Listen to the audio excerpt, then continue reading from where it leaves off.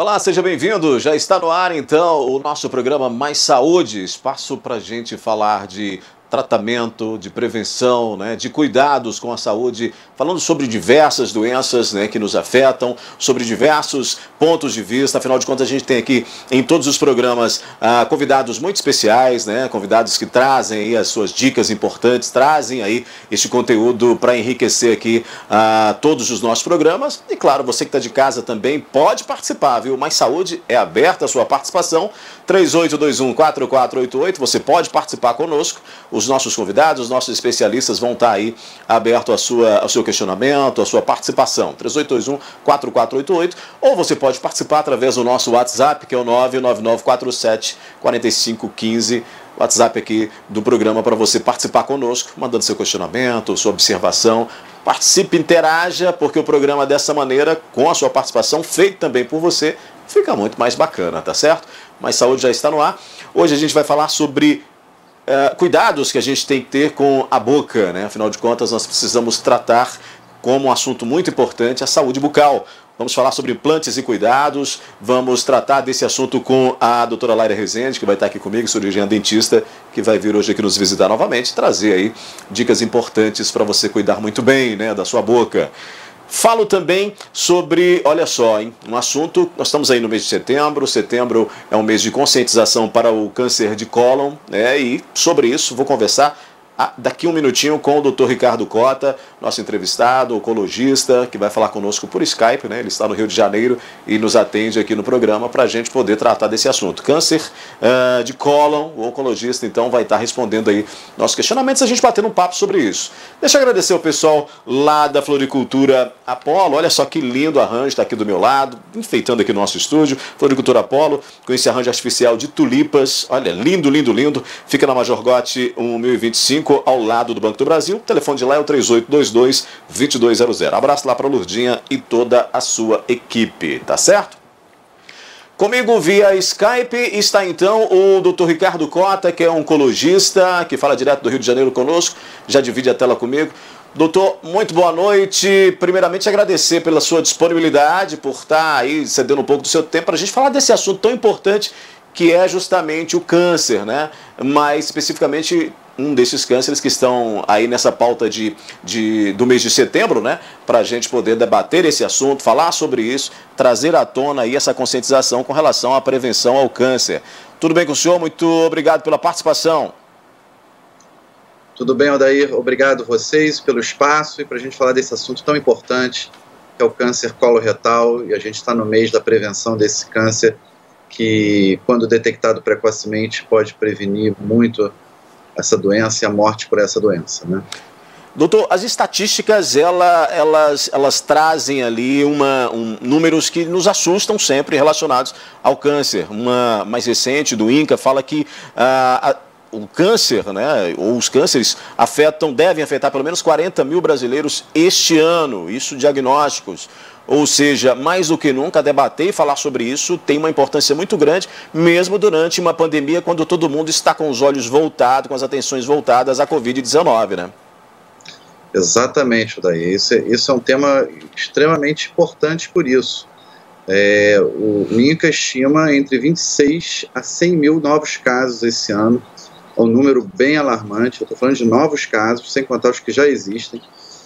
E a Covid, ela veio para prejudicar um pouco isso. Prejudicar em que sentido? As pessoas ficaram com medo de sair de casa, ficaram com medo de fazer prevenção, não foram a médicos, não foram aos hospitais, passaram a ter dor, alteração do trânsito, alguma alteração intestinal e não foram procurar um médico. E isso retardou muito alguns diagnósticos, aliás, muitos diagnósticos, e evitou de se chegar a um diagnóstico precoce dessa doença em muitos casos. Doutor, a gente tratando especificamente do câncer de cólon, a gente tem aí uma parcela muito significativa, esse é um dos cânceres mais comuns, né? Se eu estiver errado, só me corrija. E que aí a gente, muitas vezes, por um erro próprio, acaba não entendendo isso de uma maneira total, eu digo a gente, os leigos, Porque fala-se muito do câncer de mama, fala-se muito do câncer de pele, fala-se muito de outros cânceres, mas o de cólon, ele é muito presente, ele afeta muito a população brasileira, né? Daí, muitíssimo, porque hoje é o segundo câncer em homens e segundo câncer em mulheres. Alguns anos atrás, mulheres vinha primeiro o câncer de mama, depois câncer de pulmão, depois o câncer coloretal. E nos homens, câncer de próstata, câncer de pulmão e câncer coloretal. Hoje, já passou o câncer de pulmão. Então, o câncer coloretal hoje é o segundo câncer mais comum, tanto em homens quanto em mulheres. E o câncer de pele é muito interessante a gente entender que existe o câncer de pele não melanoma e o câncer de pele melanoma, né? O melanoma que é aquele trágico, aquele fatal, que se não for diagnosticado e tratado a tempo, mata, e mata de forma muito trágica. Então, óbvio que nessa nossa extensão territorial toda, com esse sol que abunda na nossa terra, com essa extensão de praia que a gente tem, o câncer de pele é um câncer muito comum, mas ele não é o que mata, né? Estou falando do não melanoma. E o câncer coloretal está aí em segundo nas estatísticas, tanto em homens quanto em mulheres. Certo. Doutor, se a gente puder colocar então assim, de uma maneira mais prática, de uma maneira mais, com entendimento maior, né, numa linguagem mais simples, o que causa o câncer de cólon? O que efetivamente provoca ele? Ou aí dependem de muitas situações para chegar até esse câncer? Olha, existem fatores, né, que podem levar uma pessoa a ter câncer de cólon.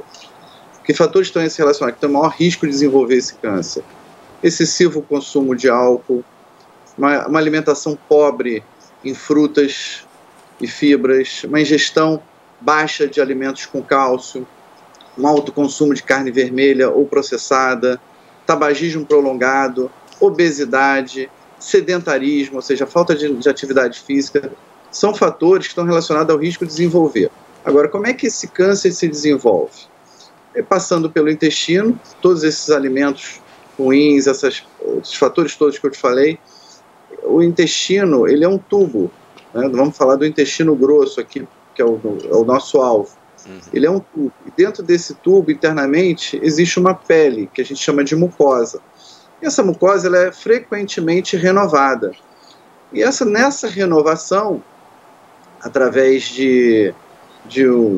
por exemplo, excesso de carne vermelha, que não faz bem para essa pele, para essa mucosa do intestino, ou então excesso de gordura, ou baixa de fibras e alimentos baixos, pobres em cálcio, eles fazem uma alteração na renovação dessa pele, ou seja, essa mucosa que vem depois sendo renovada, ela já vem com algum defeitozinho. E nesse defeitozinho, o que cresce? Um pólipo. O pólipo, a princípio, é uma doença benigna. Só que esse pólipo cresce, e vai recebendo ali alterações com fezes. E nessas alterações ele vai crescendo e pode virar um câncer. Doutor, hoje a medicina ela tem avançado muito, né? E aí eu sempre digo isso aqui para os nossos especialistas, que a gente tem que comemorar essas questões de estar avançando tecnologicamente, no conhecimento. O tratamento, se a gente for colocar aí nos últimos 10 anos para esse tipo de câncer, ele mudou muito, ele melhorou muito, ou isso ainda depende de outras situações, de outros estudos? Se a gente puder colocar aquele paciente que hoje é detectado, diagnosticado com câncer, esse tratamento dele vai ser diferenciado? E como está sendo feito esse tratamento hoje em dia para esse tipo de câncer? Então, Odair, é claro que a cada ano que a gente passa, a cada década principalmente, a evolução na medicina tem sido enorme. A cada 10 anos nós estamos tendo várias evoluções. E na cirurgia, na detecção do câncer, não podia deixar de ocorrer também. Então hoje, a gente, quando detecta um câncer precocemente, esse paciente ele vai procurar um médico, o médico já está mais bem informado, ele já encaminha logo para um especialista, no caso um oncologista clínico, ou mesmo um gastro, que depois encaminha para um oncologista clínico, e esse vai fazer uma interação com um cirurgião geral, um cirurgião do aparelho digestivo, com experiência em cirurgia oncológica. E o tratamento vai ser proposto. Muitas vezes o tratamento apenas é a cirurgia. E algumas vezes você tem que fazer tratamento antes da cirurgia e depois da cirurgia por radioquimioterapia. Uhum.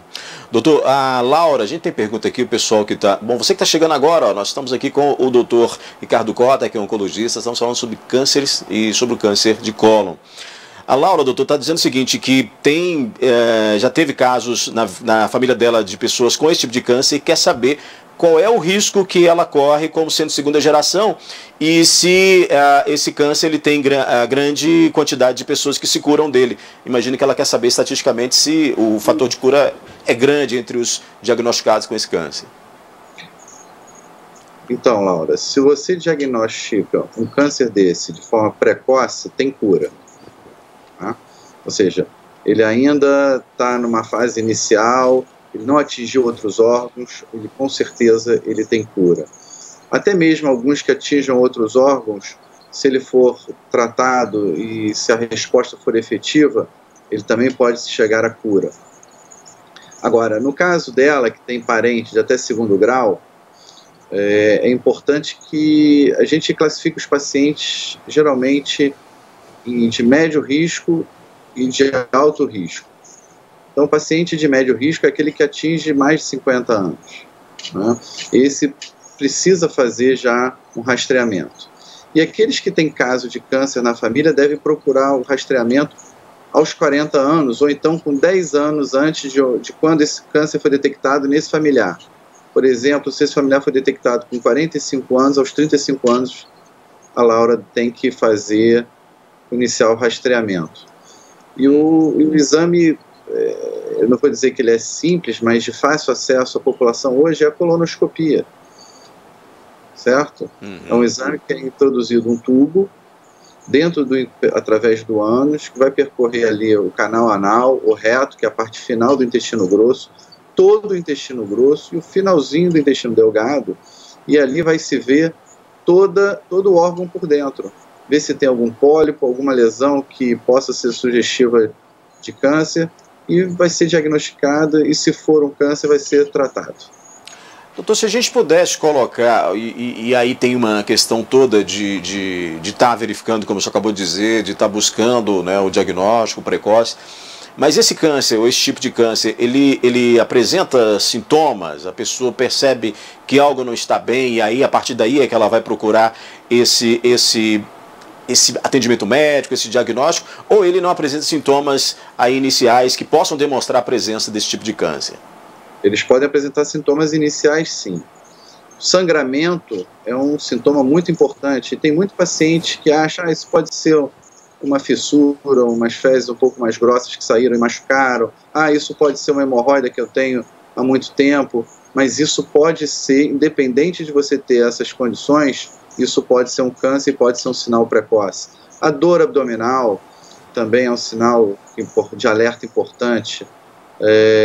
Alteração no trânsito intestinal, no hábito intestinal, ou seja, a pessoa vai de uma forma ao banheiro durante anos, vou dar um exemplo aqui, vai regularmente todo dia e de repente ela começa de uma hora para outra, demora 3 dias de ir, na outra semana demora 5 dias, fica um tempo sem ir, altera o formato das fezes, são sinais em que a gente pode chamar a atenção para uma possível presença de um câncer coloretal. Doutor, o senhor citava aí os fatores de risco, né, para o câncer, e a gente percebe que a maioria dos oncologistas, ou todos os oncologistas, quando vão citar fatores de risco para o câncer, citam, por exemplo, a questão da obesidade. A obesidade é realmente um dos fatores que mais acarreta o aparecimento de cânceres, independente do tipo de câncer ou do tipo de doença, porque a gente percebe que sempre quando se fala, por exemplo, de outros tipos de câncer, está lá a obesidade como um dos fatores de risco para o aparecimento. É isso mesmo? É isso mesmo, Dan. Sem dúvida nenhuma, a obesidade ela é um mal, e um mal terrível e um fator importante para que haja surgimento de câncer. Não só a obesidade em si, que gera um processo inflamatório crônico dentro do corpo, mas o que leva à obesidade. o consumo excessivo de alimentos gordurosos, de alimentos processados. Geralmente o indivíduo que tem obesidade é um indivíduo que não pratica atividades físicas. Então são fatores que levam ao surgimento do câncer, e principalmente o câncer coloretal. Eu acho até que o senhor já respondeu, mas tem uma pergunta aqui, ó, da Simone. Ela está dizendo o seguinte: a partir de quando devo procurar o médico para poder ver se eu tenho esse tipo de câncer? Então, Simone, se você não tem caso de câncer na família, nenhum desses fatores, nenhum sintoma, nenhuma sintomatologia, você deve começar aos 50 anos.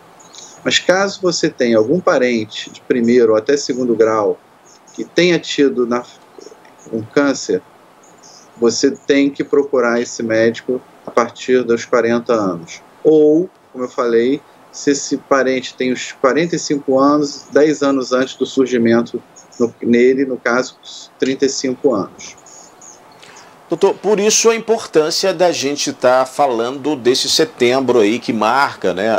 Claro que a gente precisa falar disso sempre, mas é importante que a gente tenha uma data para conscientizar, né? Para chamar a atenção também para esse tipo de câncer e para que as pessoas busquem esse tipo de diagnóstico, esse tipo de conhecimento para se precaver. Ou seja, a prevenção ainda é o maior fator de cura, como o senhor disse aí no início da nossa entrevista, né? Sem dúvida nenhuma, essas campanhas são importantíssimas, chamam a atenção da população de uma forma muito sutil, né? E a prevenção, para mim, é a cura de qualquer doença, e quando se fala em câncer, principalmente. Doutor, tem uma pergunta por aqui, ó, do Edmar. Ele quer saber se é verdade que o câncer de cólon atinge mais homens do que mulheres. Diz que leu isso na internet e quer saber se isso tem alguma coisa a ver com a realidade. Olha, um pouquinho mais sim.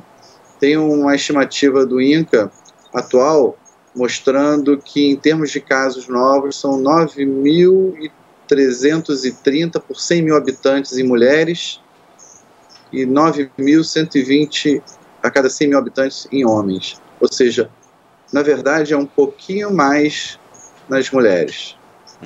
As mulheres têm. Agora, o homem procura menos o atendimento médico, né, doutor? Isso também com relação ao câncer, né? Isso é fato e é uma questão cultural também no Brasil, né? Exatamente, é uma coisa que a gente tem que combater muito.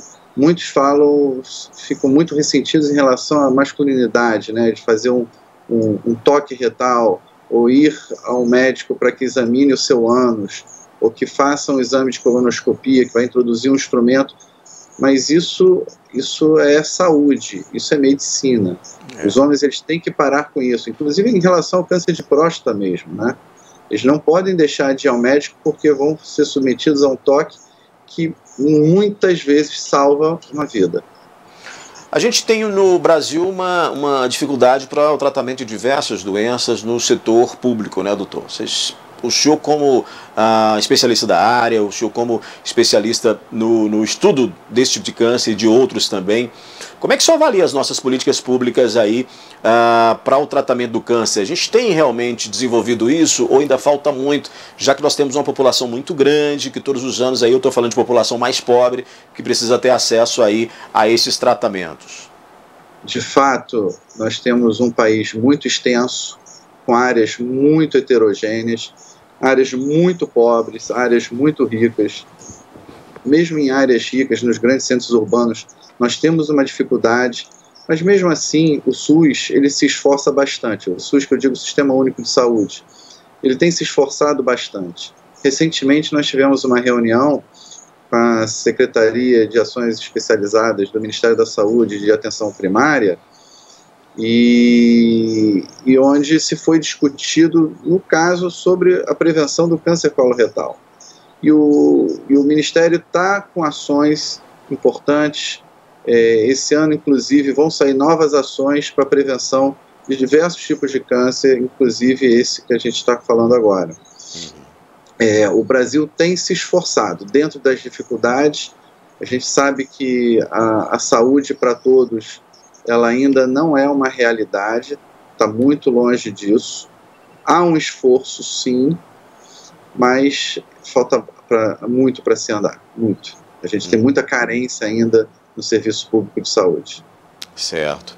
Doutor, o Renato, o Paulo Renato está participando aqui conosco também pela internet, está dizendo que excelente entrevista, está elogiando, e ele quer saber o seguinte, ele disse que o pai dele tem um problema de câncer de intestino que está sendo tratado, e ele quer saber se a gente está falando da mesma coisa, se o câncer de intestino é a mesma coisa que o câncer de cólon.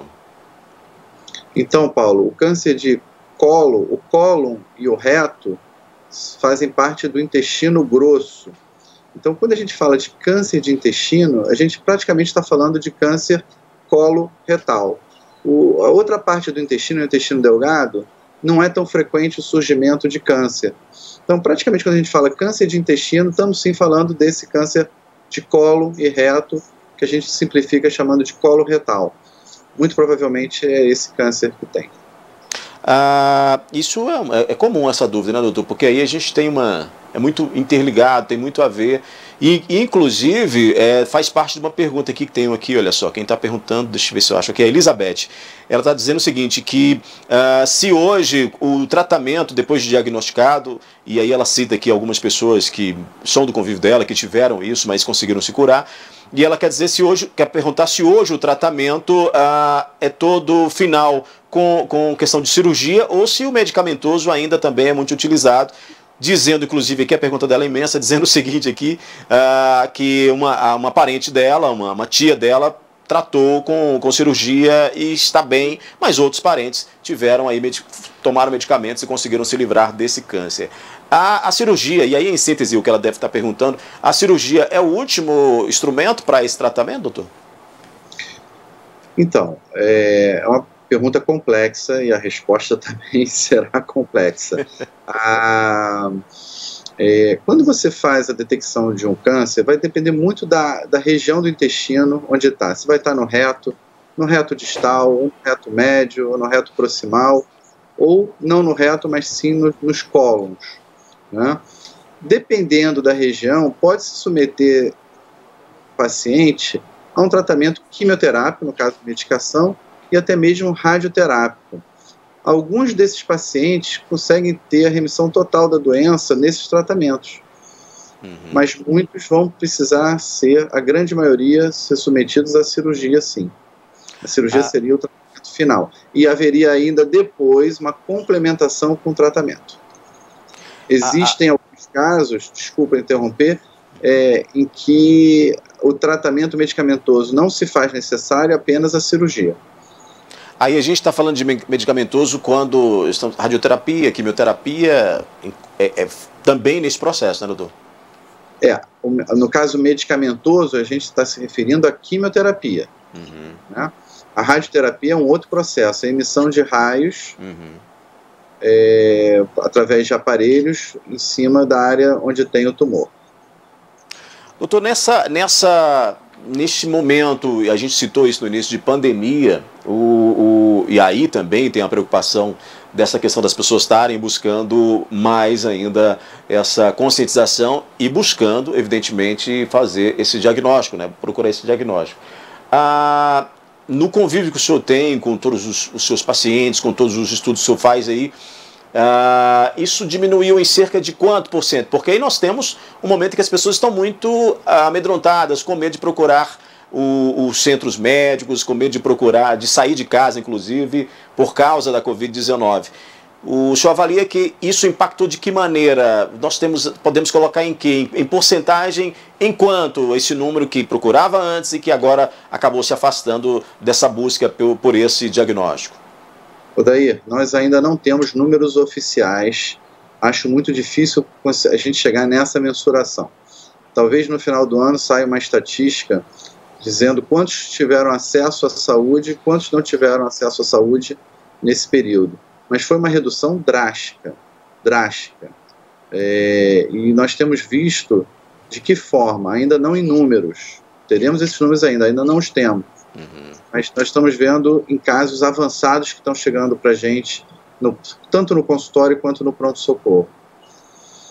É realmente preocupante essa situação. Bom, eu falei aqui com o Dr. Ricardo Cota, oncologista, direto do Rio de Janeiro, por Skype conosco, falando aqui desse assunto que a gente precisa sempre, como eu já disse aqui, trazer, né, a pauta para a gente conscientizar, lembrar que as pessoas precisam buscar o atendimento médico, buscar o diagnóstico. Dr. Ricardo Cota, muito obrigado pela sua participação e obrigado por enriquecer ainda mais aqui esse nosso debate, enriquecer esse nosso conteúdo com as suas informações aí. Odair, eu que agradeço esse espaço.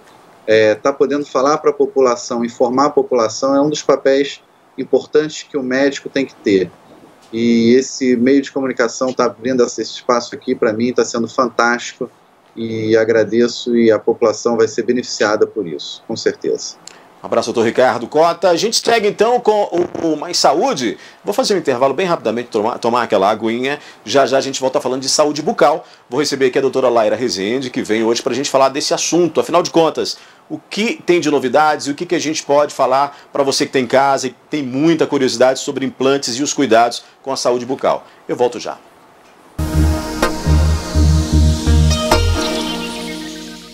Estamos de volta, então, com o Mais Saúde. Agora a gente fala de saúde bucal, né? Eu estou recebendo Laira Rezende, cirurgiã dentista, que veio aqui nos visitar novamente. Tudo bem, doutora? Seja bem-vinda de volta ao programa. Boa noite, Odair. Boa noite a todos os nossos telespectadores. É um prazer estar aqui novamente, né, para falar sobre esse tema tão importante que é a saúde bucal. A gente fala de implantes e quando a gente fala de implantes a gente fica muito curioso, né? Porque aí, inclusive você trouxe aqui pra gente alguns objetos, alguns exemplos, né? Para poder justamente explicar isso.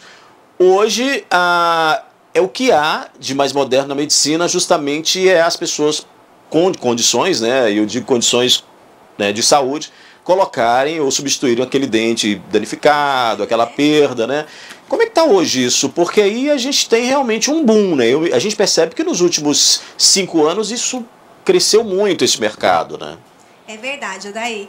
Bom, as pessoas têm cada vez mais, né, se preocupado com a qualidade dos dentes, né, com a qualidade do sorriso, com a mastigação, né, que tem muito a ver aí com o bem-estar, qualidade de vida, né, confiança para sorrir, para falar e para mastigar.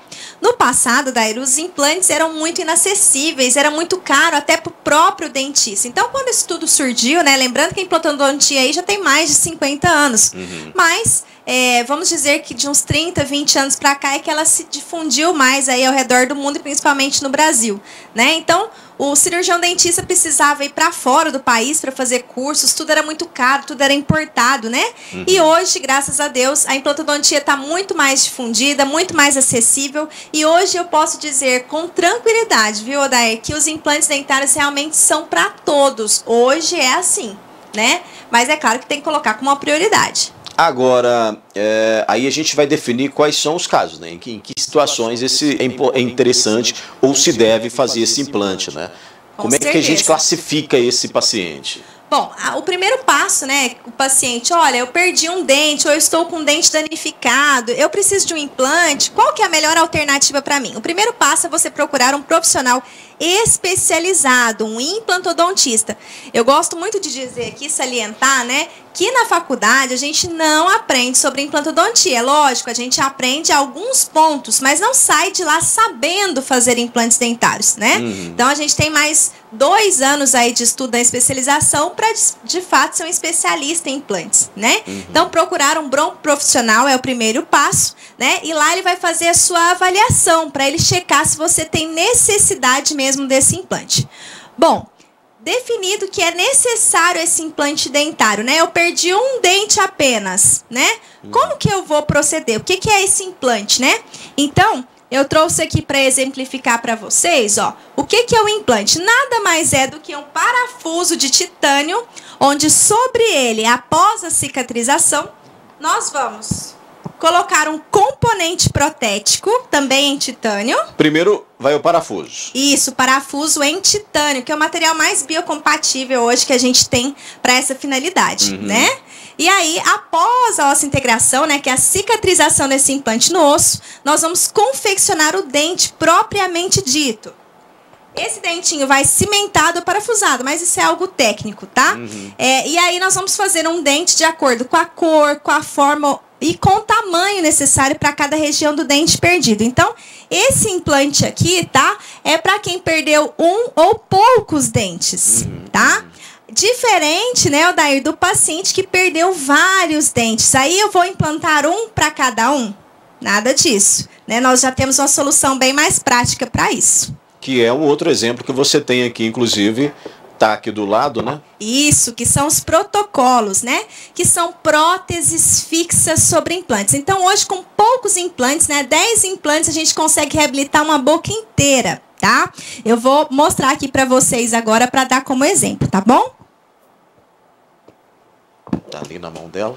Os dentes estão na mão. Isso aí, superior e inferior? Esses são os famosos protocolos, as próteses fixas sobre implantes, tá? Então, parte superior e parte inferior. Na parte superior, com apenas 6 implantes, é possível reabilitar todos os dentes perdidos. E na parte inferior, na qual nós temos um osso de boa qualidade, geralmente em boa quantidade, com apenas 4 implantes é o suficiente para a gente manter todos os dentes fixos novamente. Osso de boa qualidade, a gente, para quem está em casa entender bem, é justamente a parte óssea que fica acima do dente. Nós temos o nosso dente original, né? Isso. E ele tá ali bonitinho e tal e tal. Quando eu perco aquele dente, eu corro o risco, e aí é que eu quero entender essa questão do osso. Eu corro o risco desse osso, ele se danificar ao longo do tempo, e aí eu não conseguir fazer esse implante, ou isso é possível resolver de uma outra maneira? Porque aí nós temos uma questão que envolve também pessoas. No Brasil a gente sabe como é isso, né? Temos pessoas que convivem com a falta de dente desde a adolescência até a idade bem mais adulta e idosa, né? Como é que resolve isso, doutora? Olha, daí você tem toda a razão, tá? Hoje, por exemplo, eu recebi 2 senhoras, uma, se eu não me engano, de 58 anos e a outra de 63. E elas me relataram o seguinte: uma perdeu os dentes da parte superior por completo aos 18 anos e a outra tinha apenas 12 anos de idade. Rapaz. Né? Então, quando essas mulheres chegaram lá, né, querendo fazer os implantes dentários, né, elas chegaram com uma falta de osso imensa. Por quê? Todas as vezes que eu perco osso, tá? Necessariamente eu vou perder também... Perdão, todas as vezes que eu perco dentes, necessariamente eu também vou ter perda óssea, tá? Então eu vou ter uma reabsorção óssea, levando à necessidade dos tão falados enxertos ósseos. Que no passado era algo muito complicado. Tinha que tirar da cabeça, aqui da cristilíaco, na perna, né? Ramo mandibular, que eram as áreas doadoras, né? Evoluiu hoje, muito, né? Graças a Deus. Hoje nós trabalhamos com pó de osso bovino, né? Um osso particulado, sintetizado em laboratório, né? Que ele vai estimular as células ósseas do paciente formar esse osso novamente. Então, graças a isso é que a gente consegue reabilitar esses pacientes que perderam pouco ou praticamente todo o osso disponível para a realização dos implantes. Por quê? Sem osso, gente, a gente não consegue fazer implantes. Aí entra aquela questão: doutor, implante é rápido? Depende, né? Tem osso? A região qual é? Né? Por exemplo, nós sabemos que, por natureza, o osso da parte superior é um osso mais poroso, de baixa densidade e alta porosidade. Então, é um osso ali que ele é mais lento para a regeneração óssea, né? Então, é claro que nesse caso o tratamento vai ser um pouquinho mais longo. Já no osso da parte inferior, que por natureza é um osso mais duro e compacto, excelente para o travamento de implantes, a gente consegue fazer aí a reabilitação de um paciente na parte inferior aí com 4 implantes em até 3 dias, tá? Então essa é a grande diferença. Aí vai depender da situação da pessoa, de cada pessoa, né? Agora, o aspecto do dente original para o dente colocado, hoje em dia praticamente fica igual, né? Não tem mais aquela questão de dar uma diferença como antigamente. Se você olhar e já saber que não é natural, que não né? era natural. Hoje, praticamente, você não descobre, né? É com muito certeza. Difícil, né? Olha, eu falo por mim mesma, com toda honestidade, tá? Eu que sou dentista, a gente tem um olhinho treinado ali.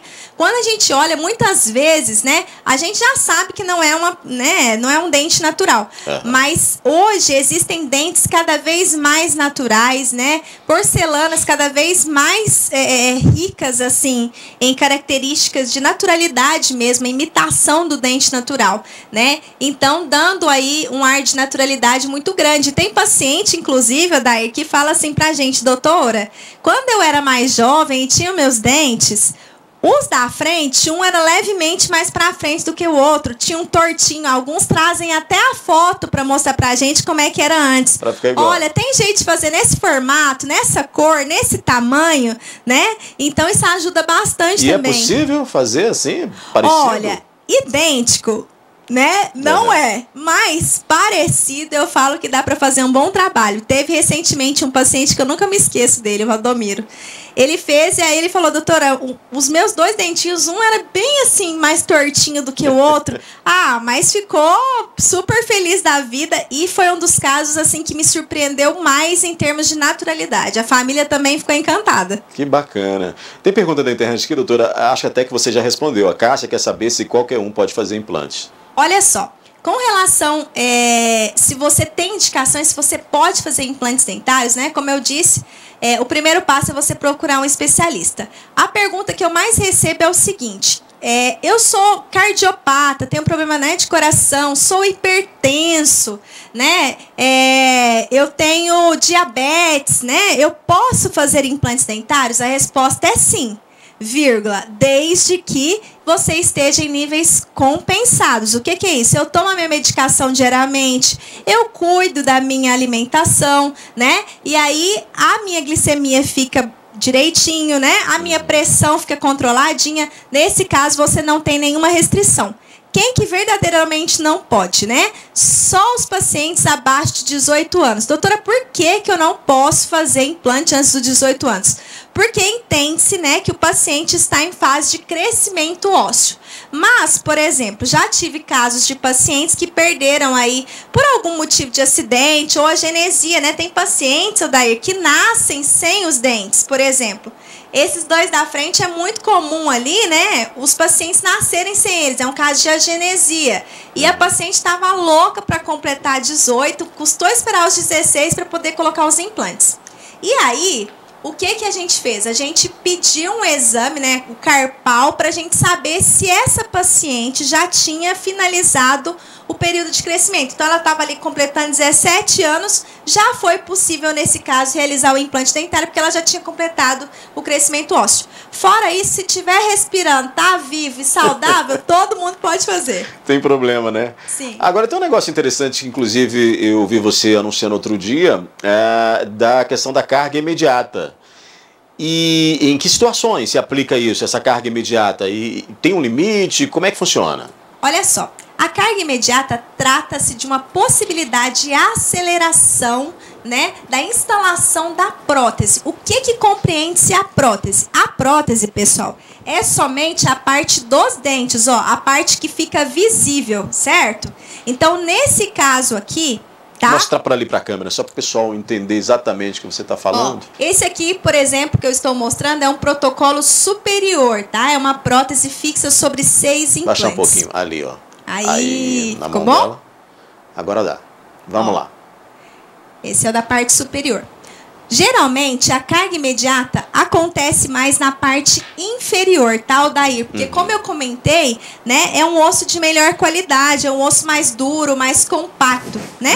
Então, desde que exista um travamento mínimo, que seria de 45 newtons de torque, que é a força mínima necessária para esse implante, né, já suportar carga mastigatória. Como é que a gente sabe disso? No momento da cirurgia, né, a gente tem um torquímetro, que é um aparelhinho para a gente saber ali qual que foi a força de travamento desse implante no osso. Se isso acontecer, tá? Isso me diz que esse implante já suporta carga e no mais tardar, menos ali, vamos supor, a gente faz uma cirurgia na terça-feira, no mais tardar quinta ou sexta da mesma semana, já é possível instalar essa prótese fixa sobre os implantes. O Miguel está querendo saber o seguinte, doutor, o que não pode depois que eu fizer o implante? Imagino eu que ele vai fazer o implante. Quer saber o que ele não pode fazer e qual que é a limitação para quem coloca esse tipo de prótese? Ah, sim, muito legal essa pergunta. Olha só, o que você não pode fazer? Na semana da cirurgia, né, como qualquer outra cirurgia, você precisa guardar repouso, precisa tomar as medicações nos horários indicados para que você não tenha dor, inchaço excessivo, tá? Outra coisa importante salientar, pode ficar roxinho? Pode Pode inchar? Pode. O que a gente não quer que o paciente tenha? Dor. Então, para isso, precisa guardar o repouso e cuidar bem com a alimentação. Alimentos mais frios, mais pastosos, pelo menos nos 2 a 3 primeiros dias. Compressinha ali de gelo, né, para evitar o inchaço. Então, uma série de cuidados, né? Por exemplo, evitar fazer exercício físico durante a semana da cirurgia, né? Que você está ali de repouso. Tudo isso vai fazer com que você tenha um pós-operatório tranquilo. Depois da primeira semana, tá, gente? É vida normal. Se você estiver se sentindo bem, você pode retornar às suas atividades normalmente. Olha só, deu carga imediata. Eu instalei a prótese em menos de uma semana. Doutora, já vou sair comendo um churrasco? De jeito nenhum, tá? Aquele osso da coxa da galinha também não, né? Pelo amor de Deus, aquilo ali é o melhor quebrador de dentes da história. Gente, eu sempre falo, igual Deus fez, ninguém vai fazer. Ele deu sabedoria para nós fazermos algo próximo, parecido, né? Que funciona muito bem, desde que você tenha cuidado. O que eu vou poder comer depois? Teve a osseointegração completa, né? Depois dos 4 meses ali da parte inferior e 6 da parte superior. Você vai conseguir comer um churrasco, você vai comer rapadura, você vai comer amendoim, você vai comer torresmo. Mas olha só, é aquele torresminho que fritou demais, tá duro igual uma pedra? Cuidado.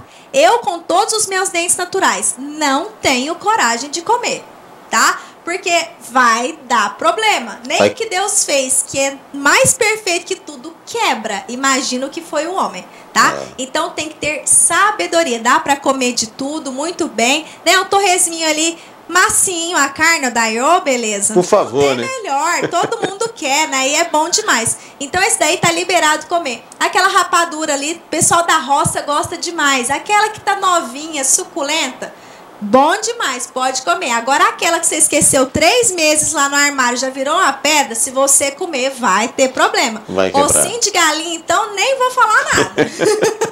Por favor, né? Esse é o grande problema. Com relação à coloração, aspecto de cor do dente, a gente sabe que quem tem dentes naturais, dependendo do alimento, do café, do refrigerante, ele vai dar uma amarelada, ele vai dar uma escurecida. O mesmo ocorre com este material do dente implantado, não? Olha, existem 2 tipos de material, tá? A porcelana, a gente diz que é um material inerte, então ele tem características para não ter alterações de cor. Mas é claro, é preciso cuidado também. A longo prazo ele pode manchar? Pode. As porcelanas atuais, né, enriquecidas com silicato de lítio, com várias modernidades que a gente tem hoje a nosso favor, né, dificultam o manchamento desses dentes. Eles são resistentes à fratura e a manchamento. Porém, né, sempre requer cuidados. Já a resina é um material um pouquinho mais frágil, né? Então ele é mais susceptível à fratura e também ao manchamento, tá? Mas outra coisa que o pessoal pergunta, fala, doutor, depois que eu fiz a porcelana, aquela faceta que tá na moda hoje, o pessoal quer colocar, né? Depois que eu fiz o meu implante, se ficar escuro, eu posso fazer um clareamento? Aí nesse caso não, né, pessoal? Clareamento é somente para dente natural, tá? Então, porcelana e resina não tem essa possibilidade. Não clareia. Não clareia. Então tem que tomar cuidado. Tem que tomar cuidado. E aí cai na pergunta por aqui, ó, da Abadia. Ela está perguntando o seguinte, se escovação e limpeza é da mesma maneira quando se põe o implante. Abadia, muito obrigada por essa pergunta, tá? Olha, eu sempre falo, é extremamente importante, tá? A higienização correta após a instalação dos implantes dentários. Tem gente que pensa, porque fez implantes dentários, não precisa mais passar Não precisa mais limpar. Pelo contrário, é aí que você se engana. Você precisa limpar muito mais. Por quê? Né? É a sua última chance. Eu brinco que Deus dá 2 dentições e a terceira você compra. Né? Mas tem que ter consciência, né, pessoal? Então, escovação normal com a escova ali de dentes comum, pasta de dente normal. Existe um fio dental específico para esse tipo de prótese, tá? Ele tem a pontinha mais dura e aí você vai passar entre a prótese e a gengiva. Então, olha só. Aqui, ó, essa parte superior tá representando a sua gengiva. Essa aqui é a parte que fica de fora ali, que a gente vai estar vendo ela, né? Essa daí. Então, aqui, ó, entre a prótese e a gengiva, você vai passar o fio dental específico para esse tipo de prótese, certo? Esse fio dental nós vamos te orientar como você vai proceder na higienização. Então, é muito importante, tá? Por isso, pessoal, que a gente fala, não dá mau hálito, não dá mau cheiro, desde que você cuide, Muito bem. Tá? Mantém para mim aí esse na tela, Vinícius. Só para uma dúvida, doutora, esse formato de dente é o mais comum, é o mais característico, e até porque ele é um dos mais bonitos, né? Se a gente pode colocar assim. Sim. Ele é o mais pedido pelos clientes. Que a gente tem dentes diferentes, dependendo da pessoa. Esse é um dos mais comuns? Olha só, nós temos uma infinidade de cores, de formas, de tamanhos, tá? Então, o que a gente observa aí para escolha desses dentes, tá? Nós observamos o formato do rosto do paciente. Não é só o desejo, não. Não é só o desejo. Então, às vezes, ele é um homem muito grande, ele quer um dentinho muito curto. Fica estranho. Às vezes, quando ele sorri, não vai aparecer os dentes, né? Então, a gente sempre vai estar orientando. Tem paciente que fala, doutor, eu quero o dente mais branco, aquele dente parede.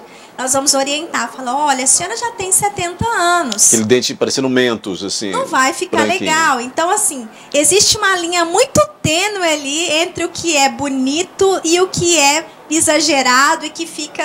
Né, aí tem um aconselhamento, né? Para não... Exatamente. Então, assim, nós procuramos muito atender as vontades do paciente, mas nós estamos ali também, né, para prestar uma consultoria e orientar o paciente quando ele tem uma vontade ali de fazer alguma coisa que não vai ficar tão legal. Por exemplo, né, não vamos longe. Semana passada chegou um paciente, ele queria fazer os implantes aqui na frente, ele falou assim, doutora, dá para eu colocar uma chapinha de ouro? Porque a minha mãe tinha e eu achava muito bonito. Eu falei, olha, a gente pode, não se usa mais tanto, mas se é um desejo do senhor, podemos fazer. Já fizemos dentadura com piercing, com aparelho, de tudo quanto é jeito. Tem gente que tem gosto para tudo, a gente orienta.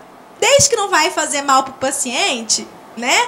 A gente já tenta atender esse pedido, mas a gente sempre fala, olha, se o senhor for por esse caminho aqui, vai dar mais certo. Tem mais pergunta aqui, doutora da internet. Você que está chegando agora, estamos aqui com a doutora Laira Rezende, né, que veio nos visitar hoje, falando de saúde bucal e também dessa questão aí dos transplantes, né, dos implantes, aliás, e cuidados com a boca. A Maria de Fátima, ela mandou pergunta dizendo o seguinte, por favor, pergunte à doutora Laira se existe alguma coisa que facilita a limpeza por baixo da prótese inferior. É que eu coloquei, mas tenho a impressão que não fica muito bom só com a escovação. Ah, sim. Olha, gente, continua mandando pergunta porque eu tô amando. Tá muito rica essas perguntas. Existe sim, inclusive até me esqueci de falar anteriormente. Existe hoje, tá, pessoal, os irrigadores orais. O que é isso? Nada mais é do que um jatinho de água portátil, tá? Que ele vai exercer uma pressão ali e você consegue higienizar por debaixo dessa prótese. Você encontra isso mais na internet, tá? Não é muito comum você encontrar em lojas físicas para comprar. Então digita aí no Google, né? Irrigador oral e vai ter de todo preço, todo tipo, todo tamanho aí. Tem uns portáteis para viagem, para você ter uma ideia, tá? Que facilitam bastante. Mas lembrando, gente, que nenhuma forma de higienização exclui a outra. Então, só a escova não resolve, só o fio dental não resolve, só o irrigador. A combinação disso tudo é que faz uma boa higienização, tá? Ah, doutor, o irrigador não tá fora da minha condição financeira, tá? Se você fizer uma boa higienização aí, com a escova e o fio dental, já vai garantir uma higienização correta, tá? E lembrando que é importantíssimo. Doutora, nunca mais eu vou precisar ir no dentista? Não, senhor. Pelo menos uma vez ao ano ou a cada 6 meses é importante que você vá ao dentista para que você faça uma manutenção. Para quê? Para que a gente tire um raio-x dos implantes para ver se está tudo bem, se não está perdendo osso ao redor por falta de higienização. Né? Se está acontecendo algum problema ali de sobrecarga oclusal. Por quê? Muitas pessoas hoje rangem os dentes. Ah, doutora, eu rangei os dentes quando eu tinha meus dentes. Eu tirei e coloquei implante. Vai continuar rangendo. Por quê? Isso aí é um hábito parafuncional. Você não deixou de ter esse hábito só porque você colocou implantes dentários. Né? Tá. Então, nós temos que proteger aí também a sua articulação e os seus dentes da mesma forma, tá? Então, busque sempre atendimento especializado, vá sempre ao dentista, veja se está tudo bem, né? A gente vai desparafusar essa prótese, tá, pessoal? Ela fica fixa, mas a gente consegue desparafusá-la, tá? Pra gente tirar, checar se a sua gengiva tá saudável. Gente, como que eu sei se a gengiva tá saudável? Gengiva saudável não sangra. Tá sangrando? tem alguma coisa acontecendo. Então, isso é gengivite. Não pode sangrar, né? Se sangra é porque tem algo errado. O Sérgio faz uma pergunta aqui que é bem de homem mesmo. Ele está perguntando o seguinte: ele disse que precisa fazer implantes e quer saber se esse procedimento é doloroso. Oh, meu Deus Pergunta do muito céu. Nossa, viu, Sérgio? Muito de vocês mesmo, daí, porque eu vou te falar, a mulherada vai doer, né, a pergunta. Dá um show. Hoje os implantes dentários, tá, pessoal, são muito assim, praticamente indolores, eu posso dizer pra você, tá? Mesmo após, doutora? Mesmo no pós, igual eu falei, se você tomar a medicação corretamente, seguir com as orientações, tá, o pós-operatório tem que ser muito tranquilo, tá? Hoje em dia é possível você fazer os seus implantes dentários até mesmo dormindo, por meio da técnica da sedação consciente, que permite que você durma durante todo o procedimento cirúrgico e seja acompanhado por um médico anestesista, tá? Então, esse aí é o que o paciente mais gosta. Eu já tive paciente que quis a sedação para fazer um dente. Então, vai do seu nível aí de medo, tá? Mas vocês vão perceber que não é nada tão complicado assim, né? O que eu mais gosto de ouvir dos nossos pacientes falar: nossa, doutora, se eu soubesse que ia ser tão tranquilo, eu já tinha feito antes. Talvez até por medo não procurou ainda, né? Exatamente, gente. O medo, ele é algo que limita tanto as pessoas, né? Então você está deixando de ter qualidade de vida, de se olhar no espelho e gostar do que vê, de comer o que você gosta, de ter uma mastigação eficiente, enfim, de tudo por conta do medo. Então, deixa esse medo para trás e faz seu implante dentário, que eu te garanto que vai ser o melhor negócio que você vai fazer na vida. Tem uma pergunta da Renata, doutora. Ela falou que a filha precisa de implante e quer saber, não sei se você pode responder isso, em média, quanto custa um implante? Olha, o CRO, né, que é o Conselho de Odontologia, ele não nos permite falar sobre valores, tá, pessoal? Então, é necessário que você marque uma avaliação e faça, tá, o orçamento para saber. O que eu posso dizer é que hoje os implantes dentários estão muito mais acessíveis. Então, vai ter implante aí, vamos colocar uma faixa, que isso daí não seria problema. Está uma faixa aí de R$1.000 a R$3.000, mais ou menos. Então, tem vários preços, tem vários lugares, tem vários tipos, né? Isso depende muito do lugar também que você vai. Mas hoje é algo que se tornou realmente bastante acessível. Tem uma pergunta aqui, que é da Lorena. Ela mandou aqui e pediu para não deixar de fazer para vocês a pergunta. A Lorena está dizendo o seguinte, que tem 38 anos e percebe que os dentes estão bambos e quer saber o que causa essa perda do dente e se ela já deve, então, preventivamente fazer essa troca. Olha só, essa é uma das principais causas de perdas de dentes, tá? E motivo para que a gente faça implantes dentários. O nome disso aí é doença periodontal. O que acontece? Por isso que eu falei, presta atenção na sua gengiva. Começou a sangrar, aquilo ali já é gengivite. A gengivite, ela está dando sinais que algo está errado. Se você não cuida, ela evolui para periodontite, que é a perda de suporte dos dentes, osso, ligamento periodontal, tá? Que vai acarretar esse amolecimento dos dentes aí. Tem pacientes que relatam que o dente sai na mão, que ele mesmo tirou, para você ter uma ideia, né?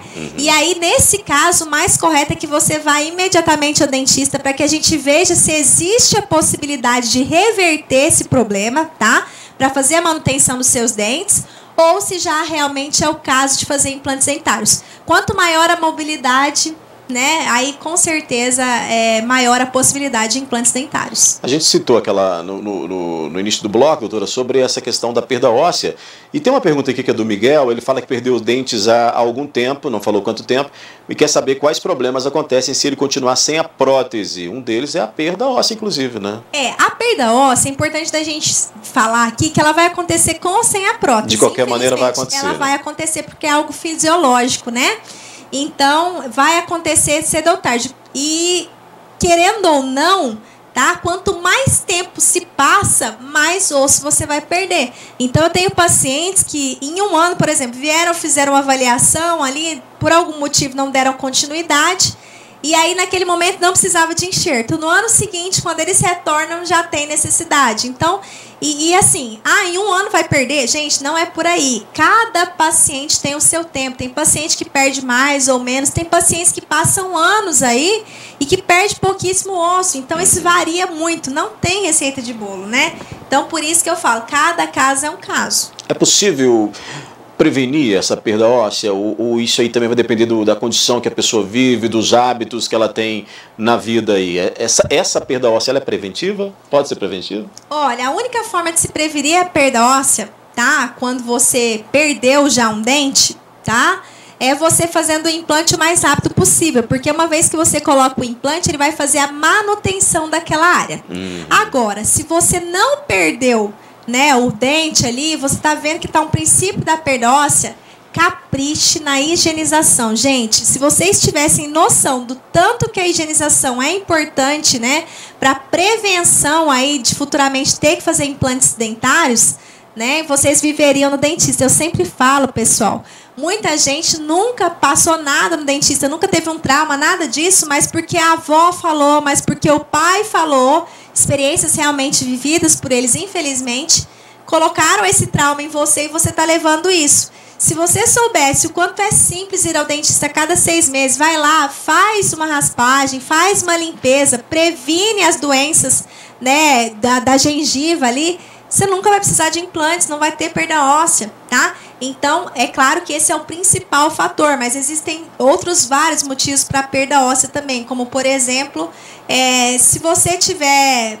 um dentinho fora do lugar, tá? Aí entre os aparelhos ortodônticos também. Então, a gente chama isso daí de contato prematuro. Se tiver um dentinho, tá? Que ele tá fora do lugar e ele tá batendo no outro de forma ruim, ele pode acarretar a perda óssea, o amolecimento e a perda desse dente também. Isso também tem que ser verificado. Então, a melhor forma de prevenir, gente, vá sempre ao dentista, faça uma profilaxia. Você não tem que ir todos os anos ao médico, então coloque na sua agendinha ali, você vai gastar pouco. Senão, gente, vocês nunca vão saber o que é gastar muito dinheiro no dentista se vocês prevenirem, né? Então, eu falo, é muito caro. É caro porque deixa a coisa chegar num ponto irreversível e fica realmente caro. Mas se você prevenir, você nunca vai gastar muito dinheiro no dentista. Dicas excelentes para você ter em casa. Ouça o que a doutora Lara está falando, porque é a especialista que traz aí. Dica boa para a saúde e para o bolso. Dica excelente para o bolso e para a saúde. Para o bolso e para a saúde. Doutora Lara Rezende, aqui conosco hoje. Obrigado por ter vindo, doutora. Nós temos esgotado. Eu agradeço, foi um prazer. Tem muito mais pergunta aqui para você, não vai dar tempo. Na próxima oportunidade a gente vai fazer essas perguntas. Com certeza, vai ser um prazer retornar novamente. E volte sempre, viu? Obrigada, eu quem agradeço. Pessoal, boa noite a todos. Continuem cuidando da saúde bucal. Lembrando que é um momento importantíssimo, né, Odair, para cuidar da imunidade. E a melhor forma é comendo bem, mastigando bem. Para isso você precisa de dentes, então corre lá no dentista. Muito bem. O Mais Saúde, então, fica por aqui, porque semana que vem a gente volta com mais especialistas, mais convidados especialíssimos, né, para trazer essas dicas importantes, como a doutora acabou de trazer para você, como tivemos também aí no bloco anterior, o doutor Ricardo Cota, oncologista, trazendo aí essas dicas importantes, trazendo esse conteúdo que deixa a gente, né, mais atento a tudo que está acontecendo. E claro, né, informação é muito importante quando se fala principalmente de saúde. O Mais Saúde volta semana que vem. Obrigado pela companhia. Agora, Jéssica Andrade, que eu sei que cuida muito bem dos dentes dela, que é preocupada, ela ouve sempre essas dicas importantes da doutora Laira e que está chegando aí com muita notícia. Boa noite, Jéssica. Oi, Odair, boa noite. Como vai? Tudo bem. Você ouviu aí as dicas importantes da doutora, né? Ouvi sim, estou sempre ligada. Isso são cuidados, né, que a gente tem que manter com rotina, manter para virar hábito mesmo, para a gente não ter problemas no futuro, né? Até porque o nosso sorriso é como... Parece uma frase clichê, mas é um cartão de visitas, né? Você chega e abre aquele sorrisão, já agrada muito, né? Com toda certeza. Jéssica, bom programa para você então. Eu sei que está chegando aí com muita notícia e amanhã a gente se encontra.